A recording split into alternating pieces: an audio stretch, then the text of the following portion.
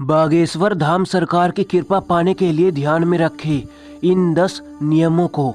Hello दोस्तों, आज मैं आपको बागेश्वर धाम सरकार की कृपा पाने के लिए 10 नियमों के बारे में बताने जा रहा हूँ, जिसमें मैं आपको बताऊंगा कि आप बागेश्वर धाम के इन 10 नियमों को फॉलो करके बागेश्वर बालाजी सरकार की कृपा प्राप्त कर सकती है।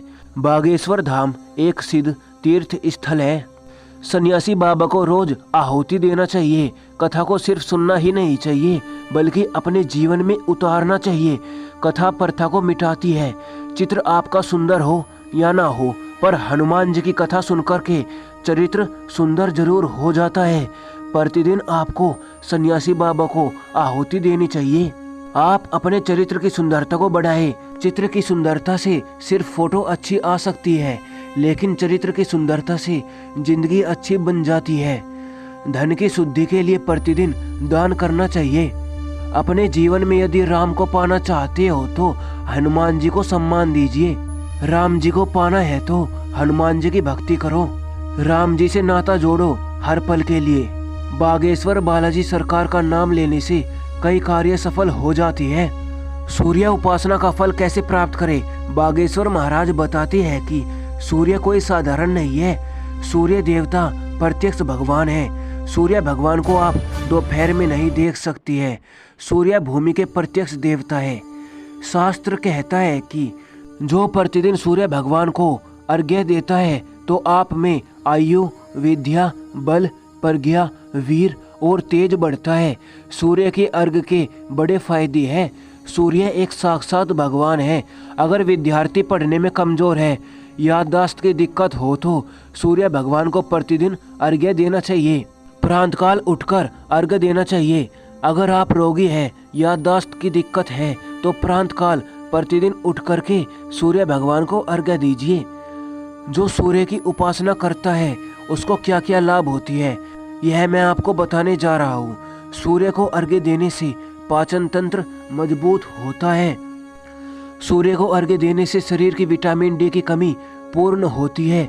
भगवान रोम में यदि आप प्रतिदिन सूर्य भगवान की उपासना करोगे तो आपके प्रतिदिन के पाप नष्ट हो जाती है। सूर्य को अर्घ्य से या सूर्य उपासना से बुद्धि ठीक रहती है, मानसिक शांति मिलती है। सूर्य भगवान की उपासना से तनाव मुक्त होता है। सूर्य उपासना से अनिद्रा की दिक्कत दूर होती है।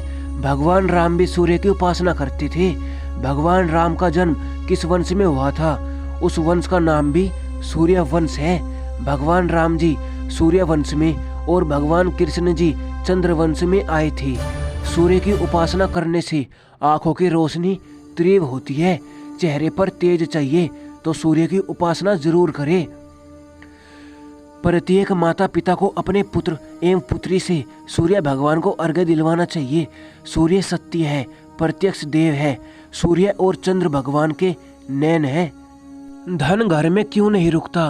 पहला कारण माँ पिता का अपमान जिस घर में होता है, गुरु का संत, अतिथि का जिस घर में अपमान होता है, वह कभी भी धनवान नहीं बन सकता है। रुपए घर में आ भी जाएंगे तो ज्यादा दिन तक नहीं टिकेंगे। एक झटका ऐसा लगेगा कि सारा रुपया चला जाएगा। दूसरा कारण, अत्यधिक क्रोधी व्यक्ति के घर पर माँ लक्ष्मी नहीं रुकती है, तो अपने क्रोध पर कंट्रोल रखे। क्रोध नहीं करना चाहिए, प्रेम युक्त वाणी बोलनी चाहिए। तीसरा कारण, जो झूठे बर्तन को रसोई घर में रखता है और यत्र तंत्र झूठे बर्तन फैला देता है, तुरंत साफ नहीं करता, उस घर में भी माँ लक्ष्मी का वास नहीं होता। चौथा कारण, जो अपने घर के उत्तर दिशा में कचरा डालता है अथवा उत्तर दिशा में झाड़ू को रखता है, उस घर में माँ लक्ष्मी नहीं टिकती है। पांचवा कारण, जो माताएं अथवा पुरुष सूर्य अस्त के बाद घर में झाड़ू लगाती है अथवा भोजन करती है, उनके घर में माँ लक्ष्मी नहीं रुकती। छठवां कारण, जो केवल माँ लक्ष्मी का पूजन करती है, नारायण का नाम नहीं लेती है, नारायण की पूजा नहीं करती है, उनके घर पर माँ लक्ष्मी नहीं रुकती है। सातवां कारण, जो माता बहनें अपने घर पर आटा गूंथकर फ्रिज में रखती है और दूसरे दिन उसका प्रयोग करती है, जो माताएं ऐसा करती है ना, उनके घर पर लक्ष्मी जी नहीं रुकती है। 8वां कारण, शाम के समय मित्र, पड़ोस, रिश्तेदार को कभी भी नमक का दान नहीं करना चाहिए। अगर नमक आपने दान में दे दिया है तो आपके घर से लक्ष्मी भाग जाएगी। दुख से छुटकारा कैसे पाए, इसमें हम आपको बताएंगे। आप दुख से छुटकारा कैसे पाए। जीवन में हारता वह व्यक्ति है जिसे जीत की चाह होती है। जो जीत की कामना को लेकर के, विजय प्राप्त की कामना को लेकर के काम करता है ना, और मेहनत करता है, वह व्यक्ति हारता है। जो पहले से ही हार मान चुका हो वह क्या हार मानेगा। जिसने यह कह दिया है कि मुझे जीवन में जीतना ही नहीं है, तो उसे कोई नहीं हरा सकता है। जिसने ये कह दिया कि मैं हारा हुआ हूँ, उसे जीवन में कोई नहीं हरा सकता है। हम लोगों पर आशा करती है। सत्य तो यह है कि जहाँ आशा है वहीं निराशा है, वहीं दुख है। अगर आपने बागेश्वर धाम के किसी भक्त से आशा करते हो तो दुख है, लेकिन अगर आपने बागेश्वर बालाजी से आशा की तो सुख प्राप्त होगा। यह दुख से बचने का उपाय है। आशा एक राम जी से, बाकी आशा छोड़ दे। नाता एक राम जी से, दूजा नाता तोड़ दे। आशा अगर जीवन में रखनी है तो भगवान श्री राम जी से आशा रखो। बहुत लोगों का यह प्रश्न होता है कि हम दुखी रहते हैं। बहुत अच्छा उपाय तो यही है, सुख के लिए मत घूमो, प्रसन्न होने के लिए मत घूमो। उत्तम उपाय यह है कि आप मन में विचार करो कि जो जीवन में मिल रहा है ईश्वर की कृपा से मिल रहा है। ईश्वर की कृपा का प्रसाद मानते हुए अगर पाएंगे दुख, सुख को लेंगे तो आप जीवन में कभी दुखी नहीं रह सकते। दुख से बचने का यही उपाय है। बागेश्वर धाम जाने से पहले किन किन बातों का ध्यान दें। बागेश्वर धाम जाने से पहले आपको एक सूखा नारियल और लाल रंग का कपड़ा लेते हुए जाना है और बागेश्वर धाम में बांध देना है। आपकी जो भी अर्जी है मन ही मन में बालाजी सरकार से कह देना है, हे बागेश्वर बालाजी, हमारी अर्जी स्वीकार करो। बागेश्वर धाम जाने से पहले आपको वहां पर रुकने की व्यवस्था बना लेनी है, क्योंकि मंगलवार और शनिवार को बहुत अधिक मात्रा में भक्तों की भीड़ हो जाती है। बागेश्वर धाम में अधिक भीड़ होने के कारण आप अपने जेवर और अन्य कीमती सामान का बहुत ध्यान दें। बागेश्वर महाराज जी का कहना है कि बागेश्वर धाम में हर मंगलवार और शनिवार को लाखों की संख्या में लोग बालाजी सरकार के दर्शन करने के लिए पहुंचते हैं, जिससे वहां की व्यवस्थाएं भी काफी प्रभावित होती है। बागेश्वर धाम जाते समय अपने स्वास्थ्य का ख्याल रखें। मकान नहीं बन रहा है तो क्या करें। मान लीजिए यदि आपकी समस्या मकान है, मकान नहीं बन पा रहा है, जिससे आप बहुत दुखी है। आप दरबार में गए, आपने जिज्ञासा की, आपने प्रश्न किया, आपने अर्जी लगाई। धोखे से यदि आपको मंत्र मिल भी गया, उस मंत्र ने चमत्कार भी कर दिया। मंत्र को मिलते ही आपने मंत्र का जाप करना प्रारंभ भी कर दिया, इससे आपका मकान बन गया। लेकिन मकान बन गया परंतु आपने 3 समस्या खड़ी कर ली। मकान का मेंटेनेंस कैसे चलेगा।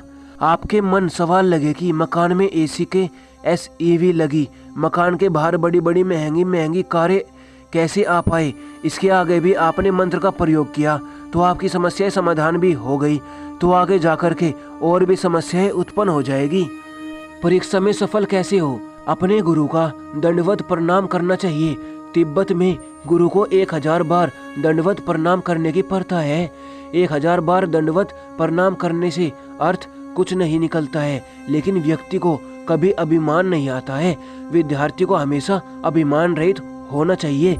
जो अपने माता पिता एवं गुरु को प्रतिदिन प्रणाम करती है, उनकी आयु बढ़ती है, उनका बल बढ़ता है और उनका ज्ञान बढ़ता है। अगर आपके गुरुजी दूर रहती है तो गुरुजी का चित्र रखिए। अगर माता पिता भी दूर रहती है तो उनकी चित्र का दंडवत प्रणाम कीजिए।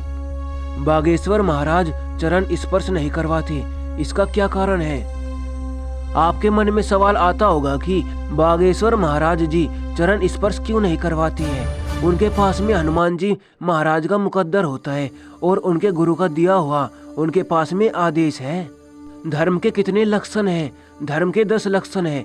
इन 10 लक्षणों में जो 8वां लक्षण विद्या है, और अगर आपको विद्या प्राप्त करनी है, सफल होना है, असफलता का सामना नहीं करना है, तुम्हें पास होना है, तो सबसे पहले प्रातःकाल उठना प्रारंभ कीजिए।